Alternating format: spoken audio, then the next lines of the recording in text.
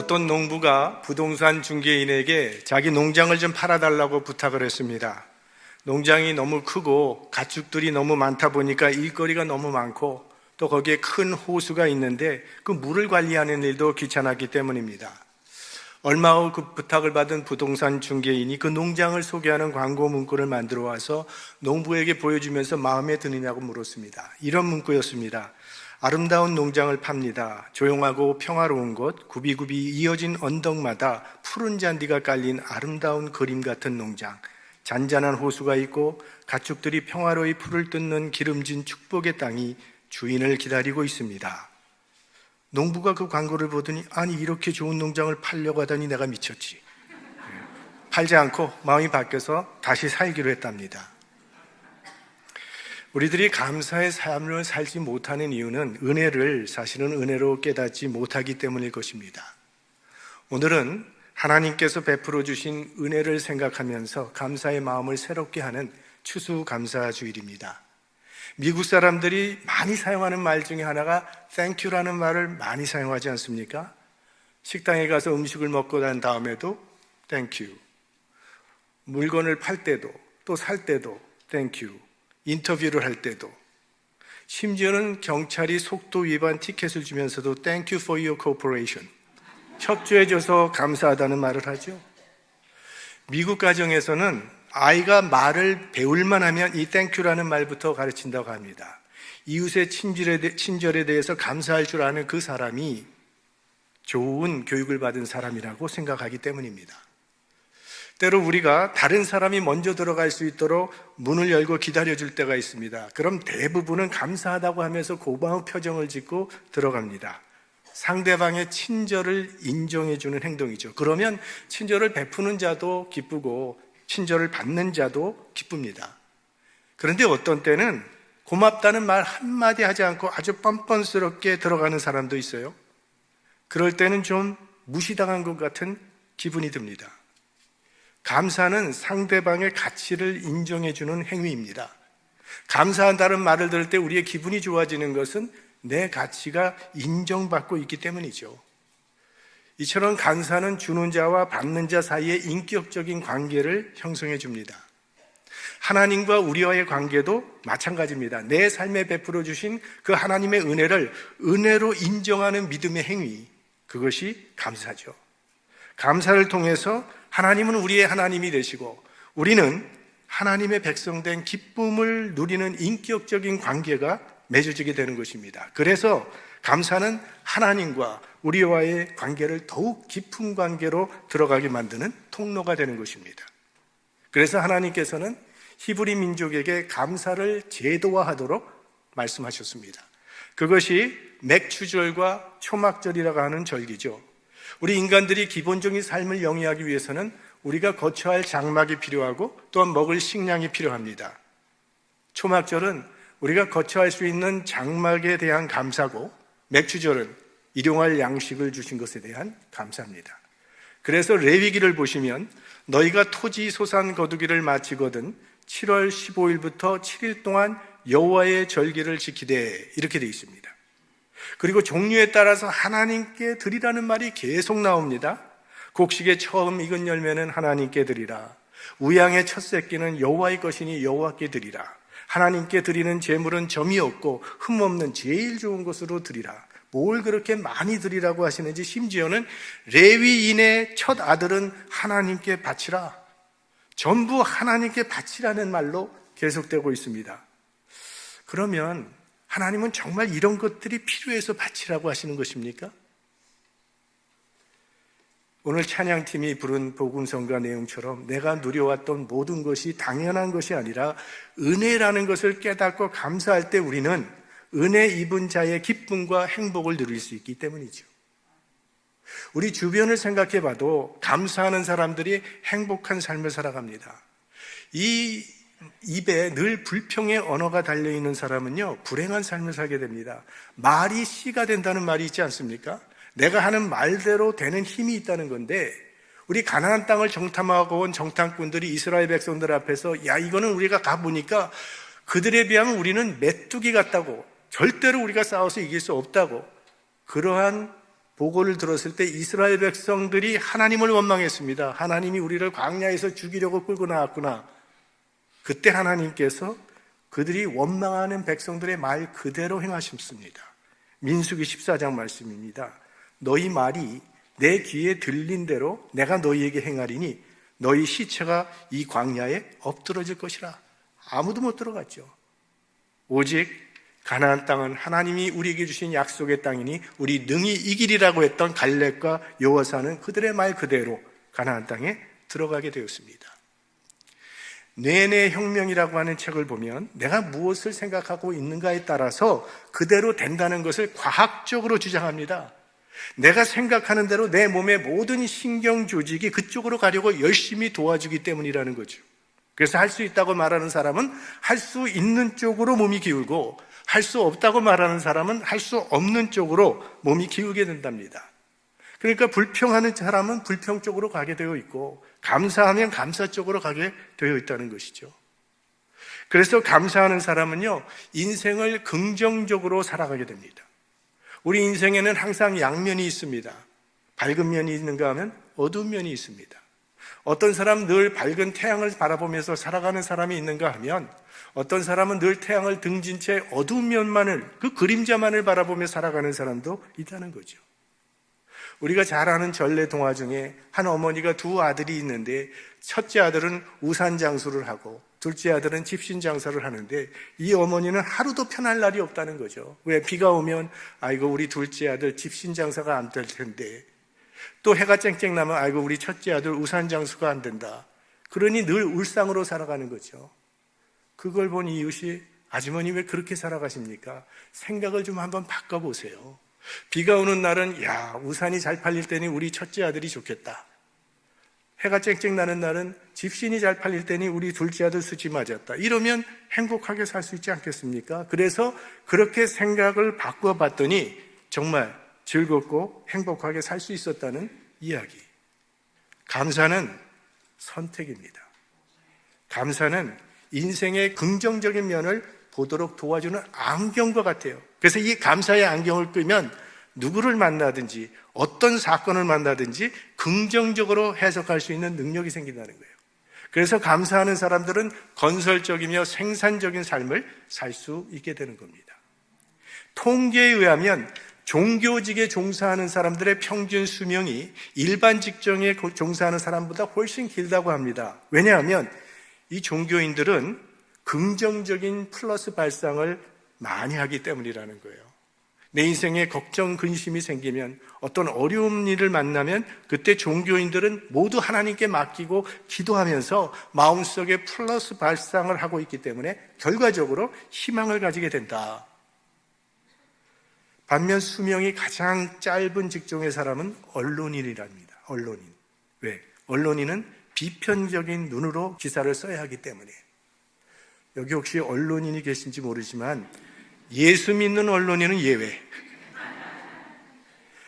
영국에서 조사한 바에 의하면요, 매주 한 차례라도 예배에 참여하는 사람의 평균 수명이 그렇지 않은 사람보다 7년 더 오래 사는 것으로 나타났습니다. 오래 사는 비결을 오늘 가르쳐 드린 거죠.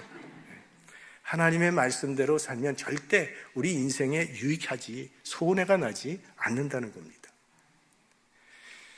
근데 우리가 우리의 마음을 살펴보면요, 우리들이 좀 연약하고 가난할 때는 나도 남과 같이 되기 원하는 소원이 있습니다.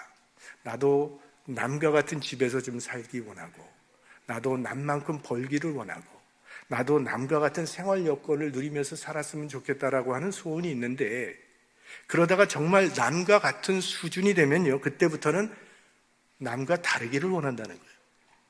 남보다 뛰어나기를 원하고 남과 같은 것이 싫어진다는 겁니다. 그래서 감사는 지금 현실에서 발견하지 못하면 영원히 못하는 것입니다. 바울이 쓴 옥중서신 중에 빌립보서라고 하는 성경이 있습니다. 그때 바울은 로마 감옥에 갇히게 되었는데 로마 감옥에 있다 보니까 자연히 시위대 군인들과 만나는 일이 생기게 됐습니다. 시위대 군인은 그때 로마 황제의 친위대들입니다. 친위대. 그러니까 그 국가적으로 굉장한 영향력이 있는 사람들입니다. 만나고 싶어도 만날 수 없는 사람들이 이 사람들인데 맨날 이 사람들이 바울을 찾아와서 바울을 만나게 되니까 바울과 시위대가 대화를 하게 되는데 바울이 무슨 얘기를 했겠습니까? 당연히 복음을 전했죠. 그래서 바울로부터 복음을 전해들은 이 시위대 군인들이 집에 가서 자기 가족들에게 자기가 들은 이야기를 하고 그 가족들은 또 친척들에게 얘기를 하고 또 친구들에게 얘기를 하다 보니까 이 복음이 나라 전체로 점점 전파되는 것을 바라보면서 바울이 야, 이것이 하나님의 섭리구나. 나는 감옥에 들어가 있는 것을 감사하노라는 그런 신앙 고백을 하는 것을 보게 됩니다. 그러니까 믿음은 감사를 찾아낼 수 있는 능력이지요. 찾아내지 못하는 사람은 영원히 찾아내지 못합니다. 그래서 불평하는 사람은요, 불평거리가 점점 많아지고 감사하는 사람은 감사의 조건이 늘어나게 되어 있습니다. 스펄전 목사님은 이런 이야기를 했습니다. 형통할 때 감사하면 형통이 연장되고 불행할 때 감사하면 불행이 끝이 난다. 그러니까 감사는 불행을 행복으로 바꿔주고 좌절을 희망으로 역전시키는 기적 창출의 능력이라는 그런 말씀입니다.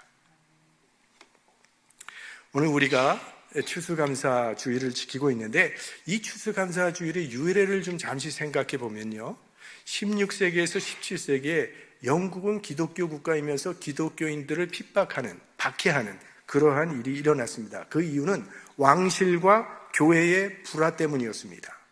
그 헨리 왕조의 비복음적인 생활을 교회 지도자들이 비판함으로 교회와 왕실 간에 큰 마찰이 빚어지게 되고 그때부터 박해가 시작되었습니다.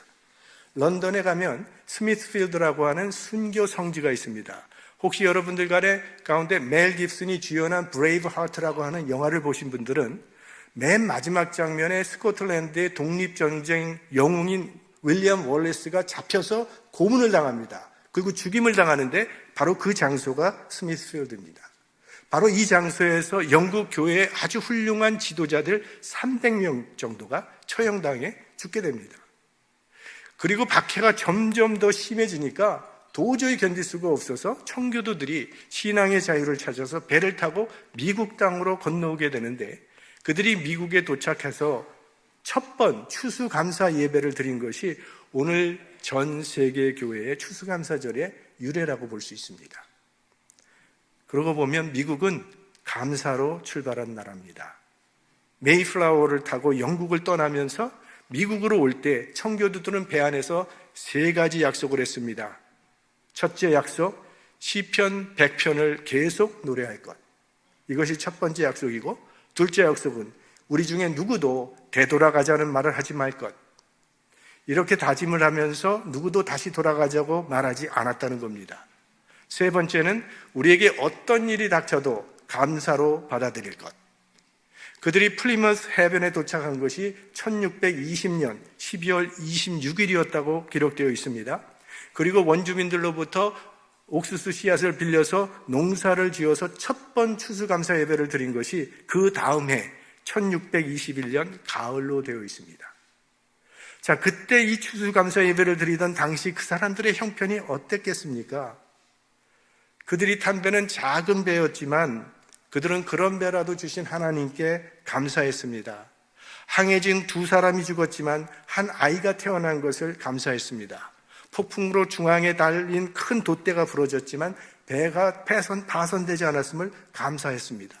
본래 그들이 탄 배는 플리머스에 도착하려고 했던 것이 아니라 다른 지역에 상륙하려고 했는데 원주민들이 방해를 하는 바람에 이리저리 도망다니다가 결국은 그곳에 상륙했다고 그렇게 기록되어 있습니다. 그리고 그들은 배에서 내리자마자 다 함께 하나님께 감사의 찬양을 했는데 그것이 오늘 시편 100편 말씀입니다. 필그림의 노래. 하나님은 그들의 감사 찬양을 들으시고 그들의 후손에게 이 미국이라고 하는 세계 최강대국을 선물해 주신 것입니다. 시편 100편은 시편 중에서 유일하게 감사의 시라고 하는 제목이 붙여져 있는 말씀입니다. 오늘 시편 기자는 우리에게 이렇게 감사하라고 말을 합니다. 1절, 온 땅이여 여호와께 즐거이 부를지어다. 감사의 마음을 표현할 수 있는 방법 중에 하나가 노래를 부르는 것이죠. 어느 나라나 애국가라는 것이 있습니다. 국가라고 하는 존재가 국민의 행복의 기초가 되기 때문에 국가의 소중함을 알고 감사하는 마음을 국민들에게 깨우쳐 주기 위해서 부르는 노래, 그것이 애국가죠. 또 우리는 존경의 대상을 찬양하는 그런 노래도 부릅니다. 스승의 노래, 아내에게 바치는 노래, 어머니 노래, 이런 식으로 하나님께 찬송을 부르라. 여기 즐거이 부를지어다 라고 하는 이 말은 원래 옛날에 왕이 방문할 때에 사람들이 모두 거리로 뛰어나와서 환호성을 지를 때 사용하는 그 말입니다. 즐거이 부를지어다. 오늘부터 월드컵이 시작합니다. 월드컵에서 골이 한번 터지면 어떻습니까? 그 관객들이 축구장이 떠나가라 환호성을 지르지 않습니까? 그렇게 하나님을 찬양하라는 거예요. 오늘 일부 예배 아프리카 말라위에서 이번 세러데이 새벽기도 말씀을 전해주시는 선교사님과 얘기를 해보니까 그곳에서는요, 우리는 보통 예배 시작할 때 묵도하고 이런데 그런 게 없다는 거예요. 교회 마당에 들어오면서부터 음악 소리가 나면서 춤추면서 들어온대요. 그래서 춤추면서 시작해서 거의 춤추면서 끝난대요. 우리는 춤추자 그러면 잘 안 될 것 같아요. 저부터 안 될 것 같은데 그렇게 몸으로 춤은 추지 못하더라도 우리 마음은 춤을 춰야 되지 않겠습니까? 정말 우리 가운데도요, 이 찬송을 부르는데 정말 소리를 높여서 부르시는 분들이 있어요. 얼마나 은혜가 되는지 몰라. 2부 예배 있어요. 제가 앉은 자리에서 가까워요. 여러분, 우리가 스승의 노래를 부르는데 마음에는 전혀 감사도 없고 존경하는 마음도 없이 입만 벙긋거린다면 스승이 좋아하겠습니까? 우리의 찬송이 형식적으로 부르는 찬송이 아니라 감사와 기쁨이 담는 신앙 고백이 되기를 소망합니다. 계속해서 2절 말씀입니다. 기쁨으로 여호와를 섬기며 노래하면서 그 앞에 나아갈지어다. 기쁨으로 하나님을 섬기라고 말하는데 여기 섬긴다고 하는 단어는 노예가 주인에게 봉사할 때 쓰던 단어였습니다. 그러니 섬김은 고달픈 것입니다. 그런데 시인은 기쁨으로 하나님을 섬기라고 말을 해요. 어떻게 섬김이 기쁨일 수가 있죠? 하나님을 섬겨본 사람은 저절로 알게 됩니다. 하나님을 섬기는 것은 기쁨이 있습니다. 우리가 어떤 사람의 도움을 받아서 Thank you very much 이렇게 얘기를 하면 어떤 경우에는 It's my pleasure, 내가 좋아서 한 일인데요 라고 대답하는 그런 경우가 있습니다. 누가 시켜서 마지못해 하거나 억지로 할 때는 고달프지만 내가 자원해서 사랑하는 사람을 섬기는 것은 기쁨이 있습니다. 내가 도울 수 있다는 그 자체가 감사의 조건이 되고 기쁨이 되는 거죠. 사람이 사람을 섬겨도 그렇다면 하물며 하나님을 섬길 때는 얼마나 더하겠습니까? 시인은 우리가 그렇게 감사하며 기뻐해야 할 충분한 이유가 있다고 선언합니다. 3절 말씀입니다. 여호와가 우리 하나님이신 줄 너희는 알지어다. 그는 우리를 지으신 자시요 우리는 그의 것이니 그의 백성이요 그의 기르시는 양이로다. 시편 기자는 하나님을 알라 말합니다. 하나님이 어떤 분이신지를 알면 감사할 수밖에 없기 때문이죠. 그러면 하나님은 어떤 분이십니까? 오늘 이 3절 말씀에 하나님과 우리와의 관계를 4가지로 조명합니다. 첫째, 하나님은 우리를 지으신 분입니다. 하나님은 우리를 만드신 창조주십니다. 성경 가장 첫 번째 책인 창세기, 그것도 1장에 나오는 말씀, 우리가 이 말씀을 믿을 때 우리는 하나님의 피조물임을 알게 되고 우리의 삶이 하나님의 다스림과 계획 속에 있음을 알게 됩니다. 그리고 우리의 삶이 그저 이 땅에서 허망하게 끝나는 것이 아니라 영원한 하나님의 나라와 생명으로 이어지게 됨도 알게 됩니다. 그러니 우리를 지으신 창조주 하나님께 감사하지 않을 수 없을 것입니다. 둘째로, 우리는 하나님의 것이라고 말합니다. 하나님의 소유. 나는 내 것이 아니라는 거죠. 만약 내 인생이 내 것이라면 내 마음대로 되어야 할 텐데 내 마음대로 되지 않잖아요. 만약 내 인생이 내 마음대로 되었다면 우리는 억만장자가 되어서 세계 도처에 별장을 사놓고 자가용 비행기를 타고 다녔을 것이고, 우리 중에는 방탄소년단처럼 세계인의 인기를 얻는 연예인도 많이 나왔을 것이고, 어떤 사람은 노벨상을 받는 천재학자도 많이 나왔을 것입니다. 무엇보다도 내 인생이 내 마음대로 되었다면 아마 우리는 이 자리에 없고 세상 물결에 휩쓸리고 다녔을 것입니다. 하나님이 우리를 하나님의 소유 삼아 주시고 붙잡아 주시고 인도해 주셨기 때문에 우리가 지금 하나님을 예배하는 자리에 있게 된 것이죠. 그러니 감사해야죠. 셋째로, 우리는 하나님의 백성입니다. 미국 시민이 된 사람은 미국의 보호 가운데 있습니다. 대한민국의 시민이 되면 대한민국의 보호 가운데 있는 거죠. 만약 미국 시민이 외국에 가서 어려운 일을 당하게 되면 미국은 모든 힘을 동원해서 그 미국 시민을 구원하는 작업을 합니다. 지금 미국은 러시아에 구금되어 있는 여자 농구 선수 브리트니 그라이너를 미국으로 구출하기 위해서 러시아와 여러 가지 자존심을 죽여가면서 협상을 하고 있지 않습니까? 그리고 너무 오래전의 일이지만 아주 특이한 사건이기 때문에 지금도 기억하고 계신 분이 계실 겁니다. 옛날에 그 미국 청년 하나가 싱가포르에 갔다가 길거리에 서 있는 자동차에 스프레이 페인트를 낙서를 하는 바람에 경찰에 붙잡혔어요. 그래서 곤장 6대를 맞는다, 그런 벌을 받게 됐어요. 미국에서 지금 우리가 몇 세기에 살고 있는데 그런 야만적인 처벌을 할 수 있느냐, 막 미국에서 그 여론들이 조성되고, 그때는 미국 대통령까지 나서서 편지를 썼습니다. 싱가포르 총리에게 그 청년 용서해달라고 편지를 썼어요. 그 청년은 원래 6대 곤장을 맞아야 했는데 그 대통령이 편지하는 바람에 2대는 깎아주고, 보기 좋게 4대 터지고 나왔습니다. 한 나라의 시민이 된다는 것은 국가가 그 사람을 책임져 준다는 의미입니다. 하나님의 백성은 하나님께서 책임져 주십니다.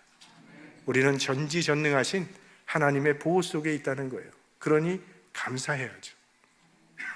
넷째로, 우리는 하나님께서 기르시는 양입니다.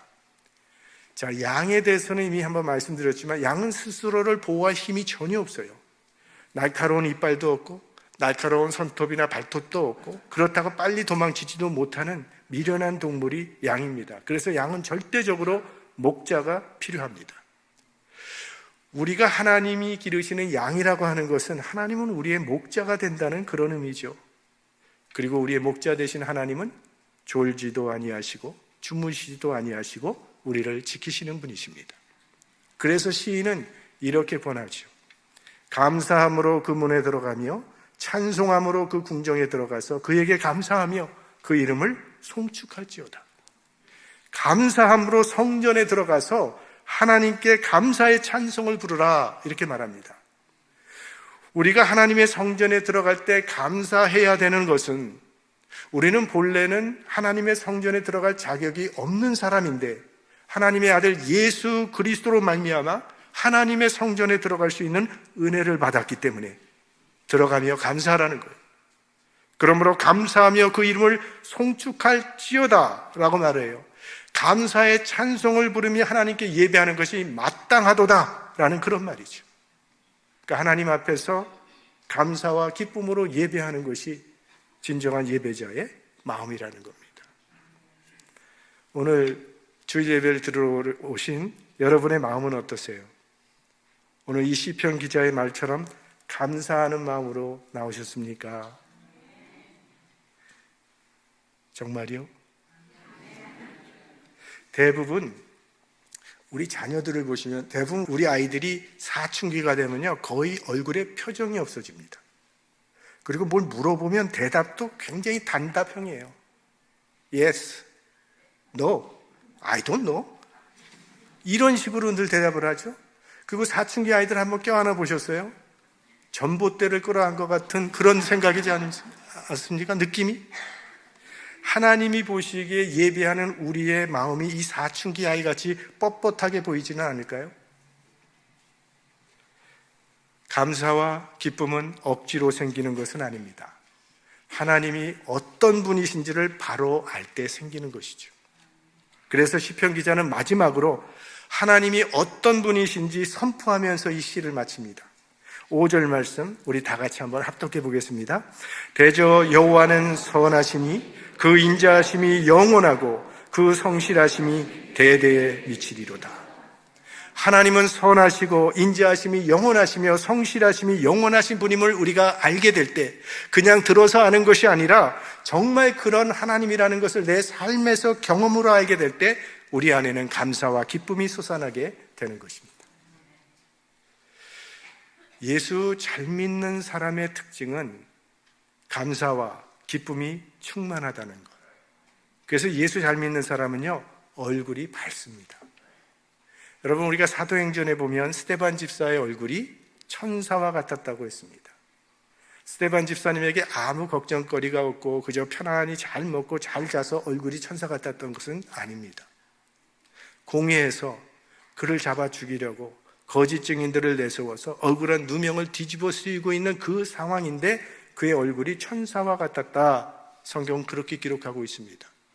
아니, 자기를 죽이려고 모함하는 그 살벌한 상황에서 천사의 얼굴과 같았다니 어떻게 그런 상황에서 사람의 얼굴이 천사 같을 수 있었을까요? 스데반의 마음이 예수 그리스도로 충만했기 때문에, 예수 그리스도의 생명이 그의 마음에 역사했기 때문에 그런 상황에서도 그의 얼굴은 천사와 같았던 것이죠. 서부 개척 시대에 많은 사람들이 서부로 금강을 캐기 위해서 왔죠. 근데 그 중에 친한 친구 몇이 있는데 이 친구들이 정말 큰 금맥을 발견한 겁니다. 야, 이거는 다른 사람에게 절대 알리지 말고 우리들이 차지하자. 그래서 약속을 했습니다. 우리가 어느 날 다시 이곳에 금강 캘 준비를 하고 와서 우리끼리 금강을 캐자. 그렇게 약속을 했는데 약속한 날이 됐는데 사람들이 엄청나게 모여온 겁니다. 그래서 이 친구들이 놀란 거예요. 우리 중에 배신자가 있구나. 이거 누가 폭로를 했냐? 아무리 따져봐도 폭로한 사람은 없어요. 그래서 이상해진 거예요. 사람들한테 물었습니다. 도대체 금강을 발견한 것을 어떻게 알았냐고 물어봤더니 당신들 얼굴 보고 알았다고. 사람들이 하나님이 살아계신 걸 어떻게 할까요? 예수 믿는 사람 얼굴 보고 압니다. 사람들이 예수 믿는 우리 얼굴을 보고 하나님이 계신 줄 알게 되기를 바랍니다. 우리의 얼굴에 기쁨이 충만하고 감사가 충만하면 그 교회는 오지 말라고 해도 찾아올 것입니다. 우리 안에 하나님을 향한 이 감사와 기쁨이 충만해서 우리 주위에 있는 사람들까지도 하나님을 만날 수 있는 축복이 임하게 되기를 주님의 이름으로 축원합니다.